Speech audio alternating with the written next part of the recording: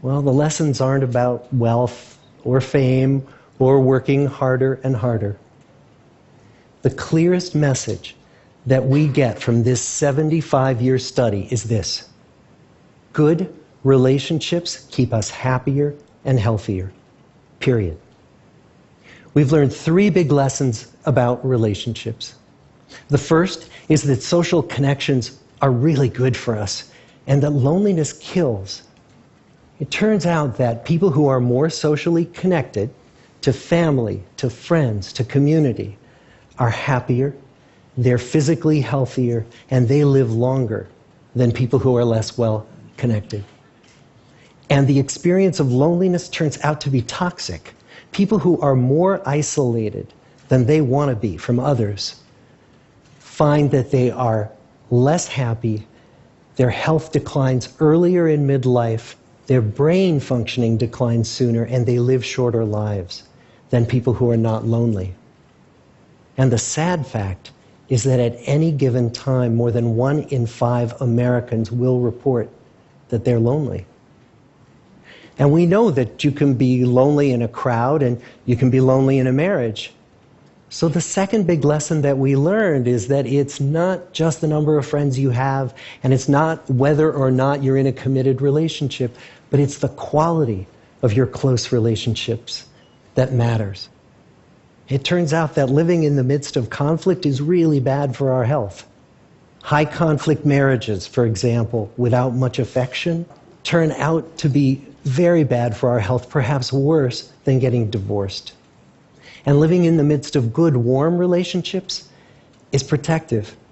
Once we had followed our men all the way into their 80s, we wanted to look back at them at midlife and to see if we could predict who was going to grow into a happy, healthy octogenarian and who wasn't. And when we gathered together everything we knew about them at age 50, it wasn't their middle-aged cholesterol levels that predicted how they were going to grow old. It was how satisfied they were in their relationships. The people who were the most satisfied in their relationships at age 50 were the healthiest at age 80. And good, close relationships seem to buffer us from some of the slings and arrows of getting old. Our most happily partnered men and women reported in their 80s that on the days when they had more physical pain, their moods stayed just as happy.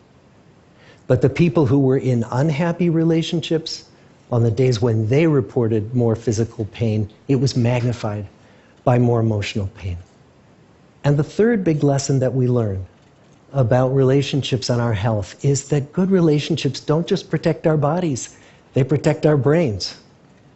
It turns out that being in a securely attached relationship to another person in your 80s is protective. That the people who are in relationships where they really feel they can count on the other person in times of need, those people's memories stay sharper longer.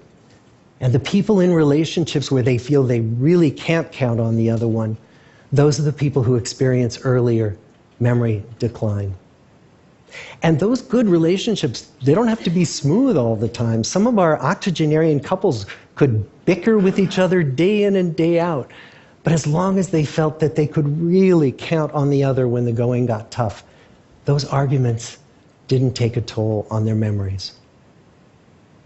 So, this message that good, close relationships are good for our health and well-being, this is wisdom that's as old as the hills. Why is this so hard to get and so easy to ignore? Well, we're human. What we'd really like is a quick fix, something we can get that'll make our lives good and keep them that way. Relationships are messy and they're complicated, and the hard work of tending to family and friends, that's not sexy or glamorous.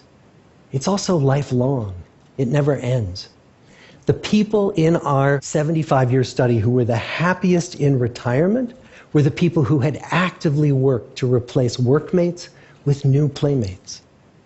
Just like the millennials in that recent survey, many of our men, when they were starting out as young adults, really believed that fame and wealth and high achievement were what they needed to go after to have a good life. But over and over these 75 years, our study has shown that the people who fared the best were the people who leaned into relationships with family, with friends, with community. So what about you? Let's say you're 25, or you're 40, or you're 60. What might leaning into relationships even look like? Well, the possibilities are practically endless.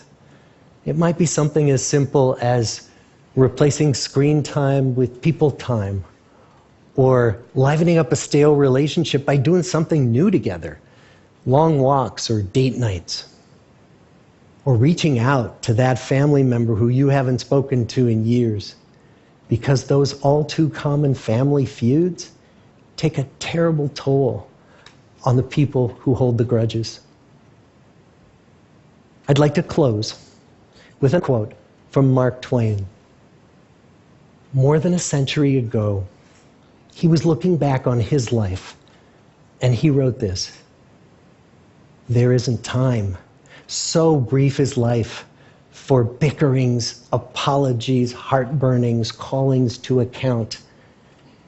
There is only time for loving, and but an instant, so to speak, for that.